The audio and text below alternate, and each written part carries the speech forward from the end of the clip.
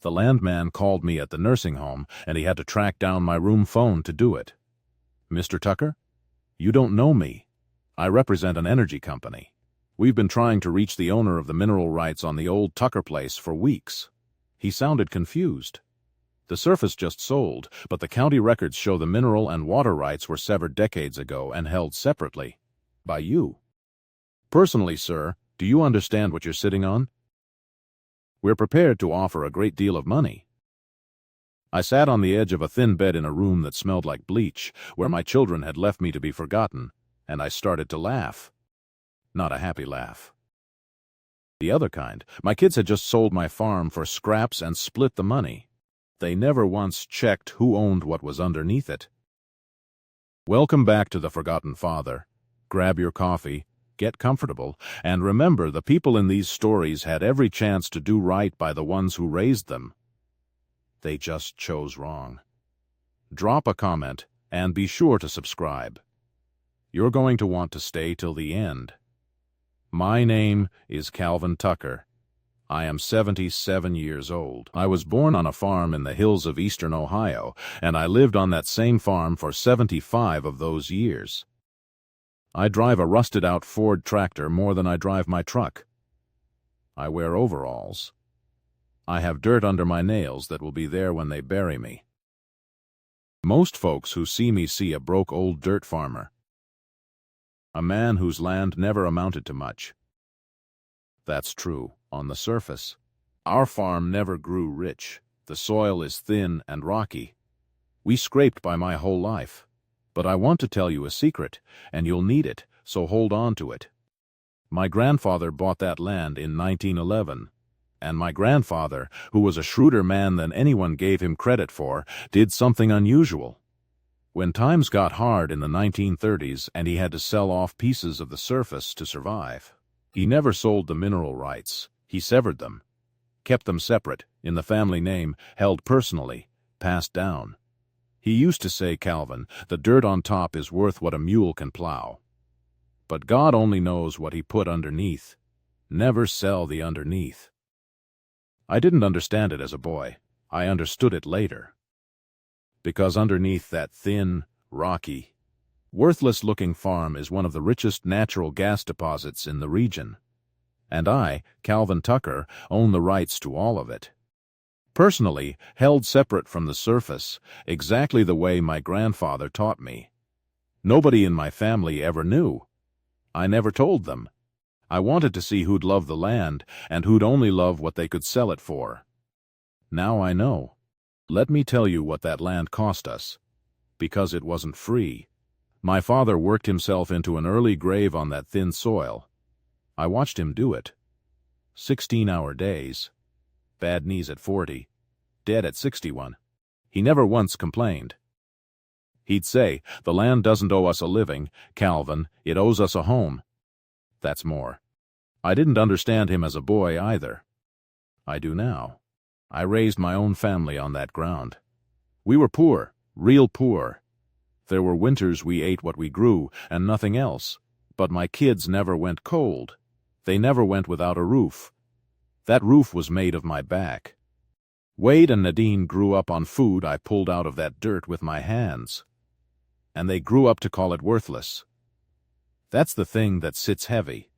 Not that they left. Everybody leaves. That they forgot the dirt they called worthless is the dirt that raised them. I never wanted them to stay farmers. I want to be clear about that. I wanted them to have easier lives than mine. That was the whole point. You break your body so your kids don't have to. That's the deal. That's what a father is for. But somewhere in giving them the easier life, I gave them the idea that easy was better than true. They got soft hands and clean subdivisions, and they learned to be ashamed of the calloused man who paid for it. I don't blame them entirely. Maybe I did it wrong. Maybe I should have brought them into the fields more, made them love it instead of flee it. But you do your best with what you know. And you find out too late which lessons stuck. Let me tell you about my children. I have two. My son Wade is 54. My daughter Nadine is 51. They both left the farm as soon as they could and never looked back. Wade sells cars in Columbus. Nadine married money and lives in a subdivision where they're not allowed to hang laundry outside. Neither of them ever wanted the farm. They wanted to be free of it, free of the dirt, the smell, the poverty of it. And free, I came to understand, of me. Because I was the dirt to them too, an embarrassing old man in overalls who reminded them of where they came from. My wife Ruth worked that land beside me for 52 years. She could drive a tractor better than I could, and she made a pie that won the county fair 11 times. She passed a year and a half ago, and when Ruth died, something in the kids changed, or maybe it just came out into the open. Within months, Wade and Nadine started talking about the situation.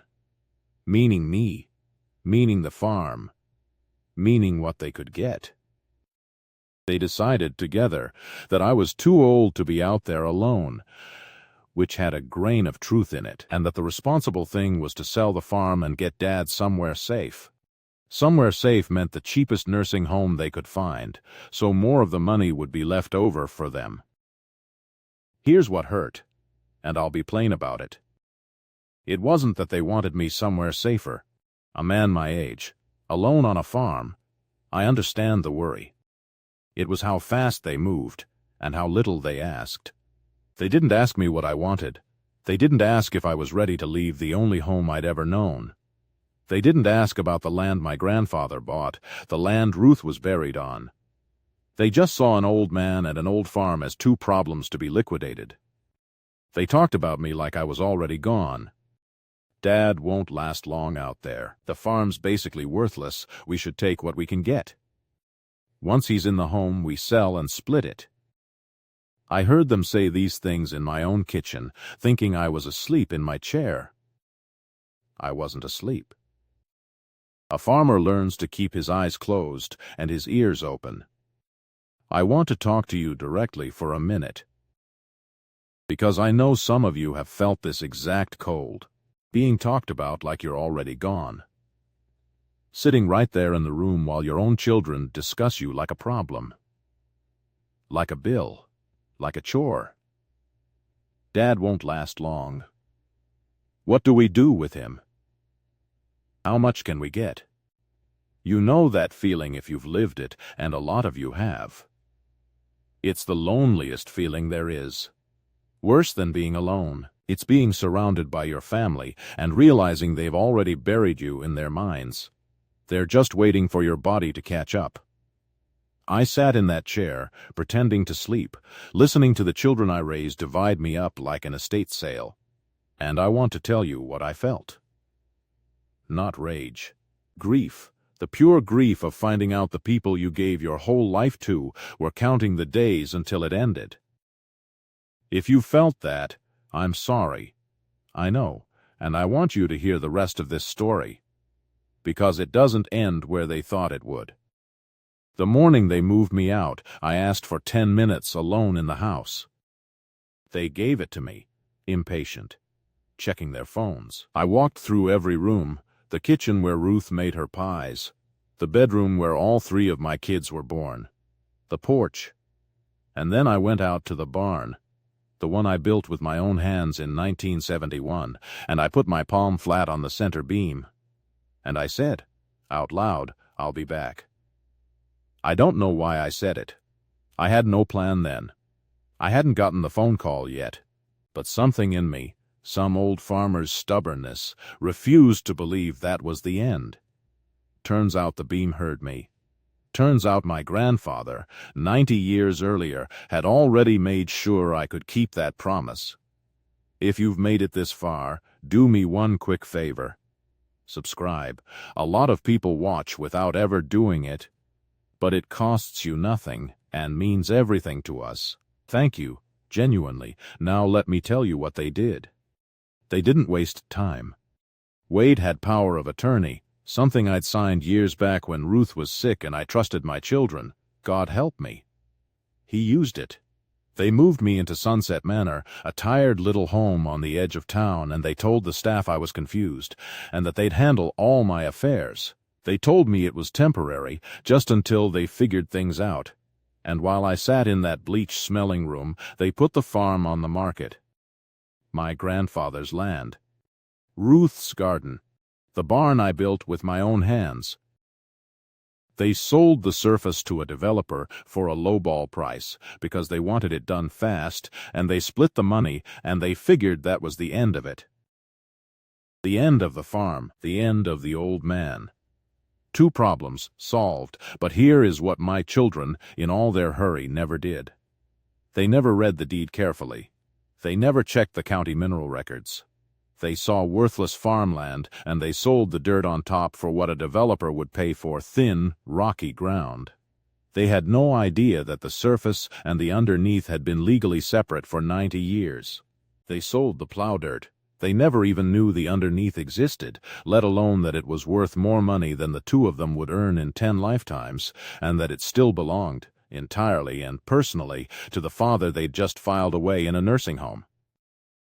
I found all this out for certain when the landman tracked me down. The energy company had been trying for weeks to reach the mineral rights owner about a lease. The surface sale had actually flushed me out, because it made them dig into the records, and the records showed the truth my grandfather set up in 1911. The gas underneath the Tucker place was worth a fortune, and the fortune was mine, not the developer's. Not my children's. Mine, held personally, severed from the surface, exactly as it had been passed down for 4 generations. I have to tell you about the night I almost gave up, because I nearly did. That first week in Sunset Manor was the lowest I've ever been. Ruth gone, the farm gone, my own kids treating me like freight. I lay in that thin bed and I thought, maybe they're right. Maybe I am finished. Maybe I should just be quiet and small and let the days run out. That's what a place like that does to you. It's designed to make you disappear before you're dead. I stopped eating much. I stopped talking. An aide named Rosa noticed. She was young, worked double shifts, kind in the way that costs something. She sat with me one night and she said, "Mr. Tucker, you've got a farmer's hands." My grandfather had those hands. He used to say a man's not done till the ground says so. You look like you got some ground left. I don't know why that reached me. But it did. 2 days later, the landman called. If I'd given up that first week, if I'd let them shrink me all the way down, I might not have taken the call at all. Rosa never knew what she did. I set up a fund for her nursing school later. I told her a woman who talks a man out of giving up doesn't get to argue about the thank you. So I got very quiet, the way I do when I'm thinking. And I made a plan. I didn't panic. I didn't call my kids and shout. A farmer doesn't shout at a storm. He fixes his fences and waits for the sky to clear. First, I called a lawyer, a good one. In the city, a woman named Delia Hart, who specialized in mineral rights and elder law both, which turned out to be exactly the right combination. She looked at my records and she got very still on the phone, and then she said, "Mr. Tucker, do you understand how much this is worth?" I told her I had an idea. She said, "And your children have no claim to any of it?" I said none. The mineral rights were mine, personally, and the power of attorney didn't cover them because Wade never knew they existed to include them. Delia said, "Then let's start with getting you out of that home." Because that was the first thing. I was not incompetent. I'd never been declared incompetent. My kids had just used a power of attorney and a compliant nursing home to warehouse a grieving old man. Delia revoked the power of attorney with a single letter, since I was plainly of sound mind, and just like that, I was free. I walked out of Sunset Manor on a Tuesday morning with my one suitcase, and I never looked back. Wade got a call from the home that his father had checked himself out. He had no idea what was coming. Now, here's where I had a choice. The farm surface was already sold. I couldn't easily undo that. But the mineral rights, the real wealth, were untouched and entirely mine. I could have signed the lease, taken the fortune, and simply never told my children, let them live their whole lives never knowing they'd sold a gold mine for the price of a garden. Part of me wanted that. But that's not justice, that's just silence. I wanted them to understand, fully, exactly what they'd done. So I invited Wade and Nadine to a meeting. At Delia's office. I told them it was about finalizing the farm paperwork. They came, annoyed, expecting to sign something and be done with their old man forever. They walked into that office and found me in my good overalls, sitting at the head of a conference table, next to a sharp lawyer and a representative from an energy company. Wade said, "Dad, what is all this?" And Delia laid it out. Calm and complete. She explained the severance. She explained that the mineral rights under the farm had never been part of the surface, had never been theirs to sell, and had never left my personal ownership. She explained what the gas underneath was worth. And she named the number. I watched my children's faces as they heard it. I watched them understand that the worthless farm they'd dumped their father to liquidate had been sitting on a fortune the whole time. A fortune they had never bothered to look for. A fortune that was entirely, legally mine. I should have seen it coming years earlier. The signs were all there. Wade only ever called when a deal of his went bad and he needed a loan. I always paid. Never got a dollar back. Never expected one, truth be told. Nadine sent a card on my birthday and nothing the other 364 days. When Ruth was dying, they came for the last 2 days, and I caught Nadine in the kitchen asking Ruth's hospice nurse how much longer, not out of grief, but out of scheduling. They'd been circling for years. I just couldn't let myself see it. A parent builds a good version of his child in his head and defends it against all the evidence. I defended mine right up until I heard them planning to sell me in my own kitchen. Even then, part of me made excuses. That's the farmer's foolish heart. You keep watering a field that's turned to salt, hoping this year it'll come back green. Nadine went white and started to cry. Wade, my son, made a sound like he'd been hit. "Dad," he said. "Dad, we had no idea this changes everything. We're family. We should talk about how to share," and there it was, the moment I'd been waiting for. Not the money. This, my son, who'd sold my home and warehoused me in a bleach-smelling room, was now, upon learning there was real money, suddenly remembering we were family. I looked at my children for a long moment. And I said, quiet, the way my grandfather said everything important. You know, my granddad had a saying, "Never sell the underneath." I never understood it as a boy. I understand it now. He wasn't just talking about gas. I stood up. The underneath is the part of a person you can't see from the surface. The love that's real when there's nothing to gain. The loyalty that shows up when the old man looks worthless. You too sold the surface of me the second your mother died. And you never once wondered what was underneath. Well, now you know what was underneath. And now you know it was never yours. I did not give them the money. Let me be clear about that, because I know some of you have soft hearts. They sold my home and locked me away to split a few dollars faster. That is not a mistake you fix with an apology once you find out there was more. So I signed the lease myself. The fortune is mine, and I have set most of it aside for a purpose that would make Ruth proud. But my children, who tried to liquidate their father, will inherit from that fortune exactly what they showed me they thought I was worth. Which is to say, very little. Enough that they'll never quite be comfortable. Not a penny more. There is one grandchild I have to tell you about. Nadine's boy, my grandson, Eli. He's 19, and Eli was the only one who ever loved the farm. Since he was little, he'd beg to come out in the summers, and he'd follow me around the fields asking the name of every plant and bird. He cried when they sold it. He drove 2 hours to visit me at Sunset Manor every single week, and he never once mentioned money because he didn't know there was any. He'd just sit with me and ask me to tell him about his great-great-grandfather who bought the land in 1911. When all this came out, Eli was as shocked as anyone. He didn't visit for the underneath. He didn't know it existed. He loved the surface. He loved me.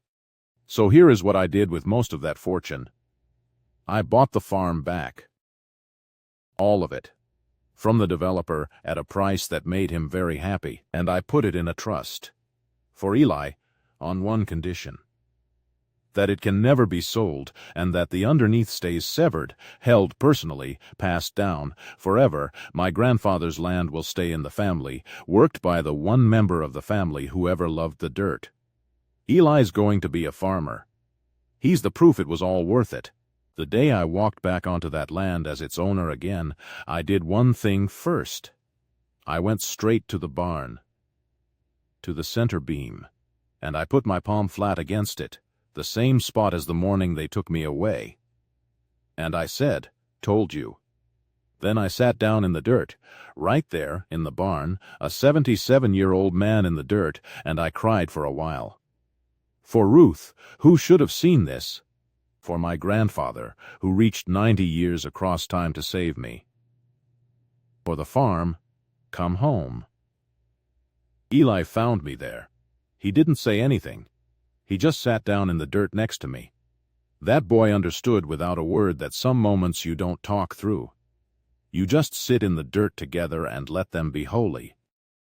That's when I knew the land was in the right hands. Not the ones that could sell it, the ones that would sit in the dirt and cry over it. I live on the farm again now. In the same house. Eli lives in the old hired hand's cottage and works the land with me, learning what a mule can plow and what only God knows about the underneath. The gas money pays for good equipment and a comfortable life, but we still farm the thin, rocky soil, because that's who we are. Ruth's garden is coming back. I replanted it myself. Some evenings I sit on the porch where I heard my children plan to sell me, and I watch my grandson bring in the last of the light, and I think my grandfather knew exactly what he was doing in 1911. He wasn't protecting gas. He was protecting the family from the ones who'd only ever see the surface. Here's what I want to leave you with. People will look at you and see the surface. The old farmer. The thin soil. The worthless-looking life, and they will decide there's nothing there worth staying for. Let them. Because the underneath, the real worth of a person, the love and loyalty and history that don't show from the road, that's the part that matters, and it's the part they never think to check.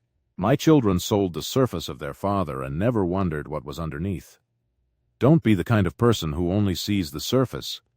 And if you are the surface people have written off, take it from an old dirt farmer. Keep the underneath. Never sell the underneath. Someday, it's going to be the only thing that tells you who really loved you. If you liked this story, join our community by hitting that like button and subscribing for more real, raw, and family-centered stories. And as always, thank you for being part of this family.